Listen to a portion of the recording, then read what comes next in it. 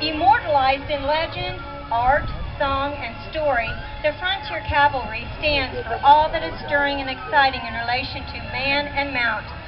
At the council in Medicine Lodge is the most legendary of all frontier troops, the 7th Cavalry. While not here, Colonel Custer has left his impression on these soon-to-be immortalized troopers.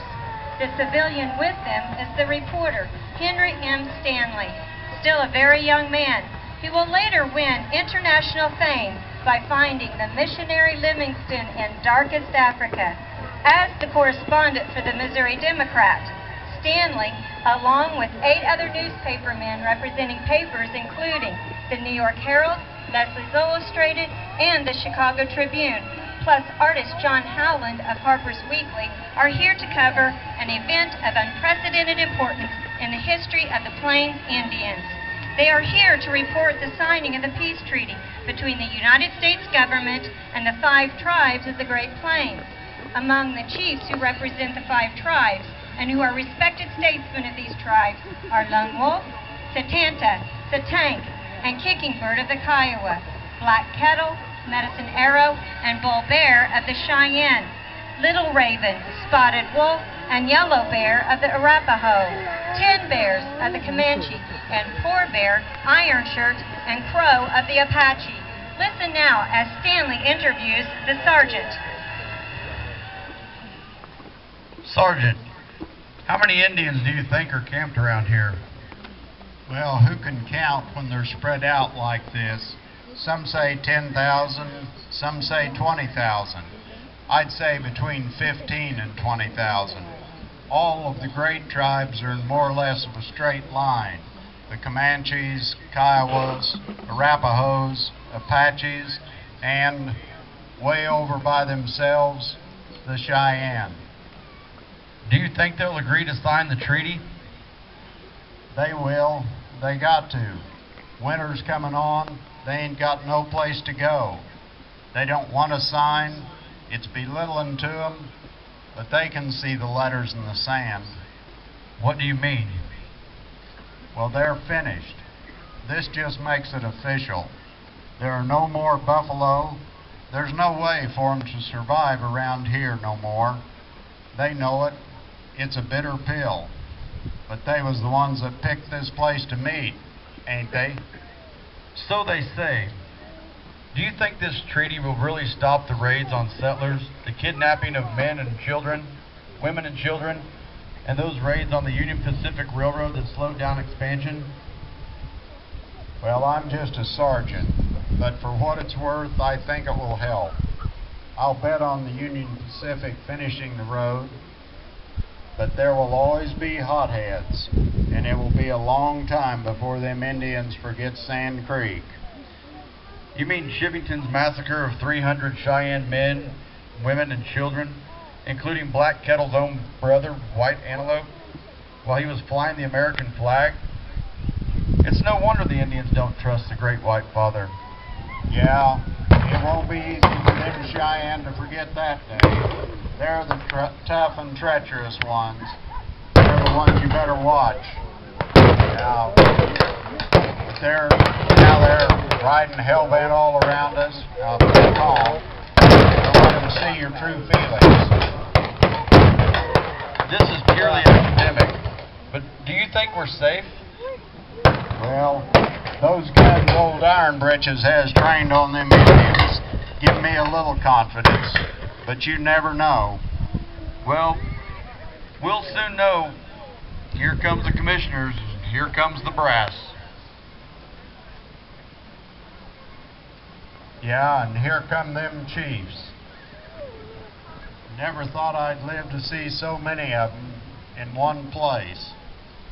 There's Stumbling Bear, Tin Bears, Little Raven, Wolf Sleeve, and Grayhead. Yeah, and here comes Black Kettle and Satanta.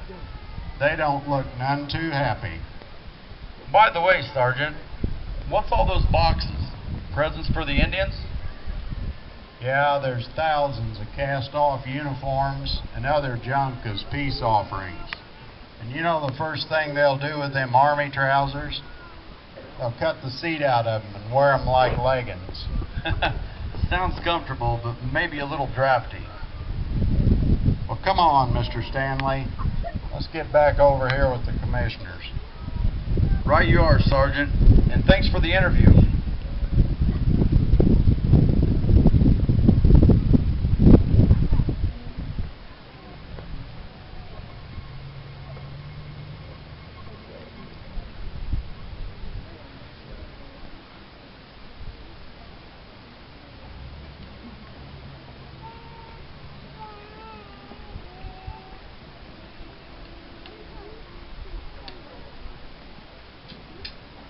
To start the Peace Council, the Honorable N.G. Taylor addresses the gathering. The Great Father has heard there is trouble, and he has sent us here to see for ourselves and make peace. We have some military men with us because we are traveling through a wild country, and we wanted them to protect us on the road. We have heard there is trouble north, and we must finish our business here and counsel with them. We hope to make a full and lasting peace with you people here. Following Taylor's greeting, each chief presented his complaints and claims. Little Raven talked of damages, back annuities owed the Indians, and the cause of the war, which he attributes to Chivington's raid.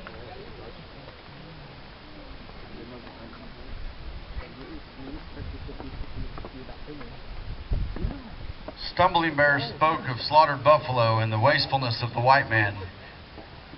The chiefs took great pride in their oratorical abilities and were masters at presenting their pleas in highly persuasive terms and with great graceful gestures. These speeches historically went on for days and days.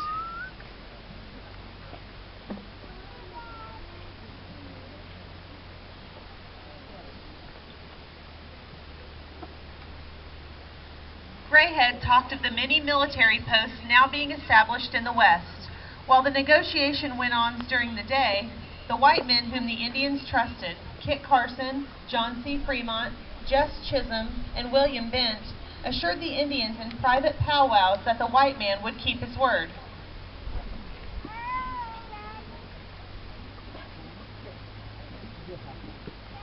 The speech of the Ten Bears was typical of the poetic sweep, oratorical majesty, and impassioned persuasion of the Indians' formal speech.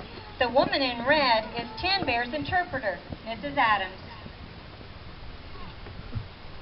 My heart is filled with joy when I see you here, as brooks fill with water when the snow melts in the spring. And I feel glad, as the ponies do, when the fresh grass starts in the beginning of the year. My people have never first drawn arrow or fired a gun against the whites. It was you who sent the first warrior, and we who sent the second. They made sorrow come in our camps, and we went out like the buffalo bulls when the cows are attacked. When we found them, we killed them, and their scalps hang in our lodges. I was born upon the prairie where the wind blew free and there was nothing to break the light or sun. I want to die there and not within walls. Why do you ask us to leave the rivers and the sun and the wind and live in houses? Do not ask us to give up the buffalo for sheep. The white man has the country which we love, and we only wish to wander on the prairie until we die. I want no blood upon my land to stain the grass. I want it all clear and pure, and I wish it so that all of my people may find peace when they come in and leave with it when they go out.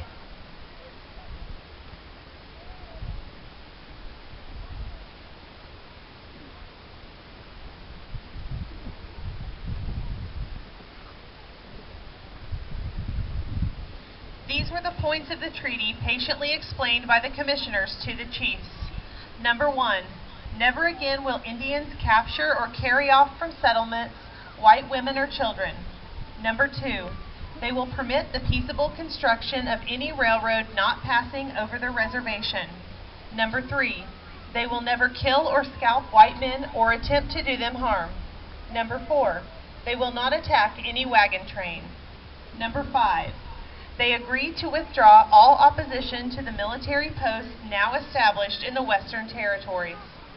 For signing the treaty, the government would agree to build warehouses, agencies, a physician's residence, a carpenter's workshop, a blacksmith's shop, a miller's building, an engineer's building, a school, a sawmill, and other community structures.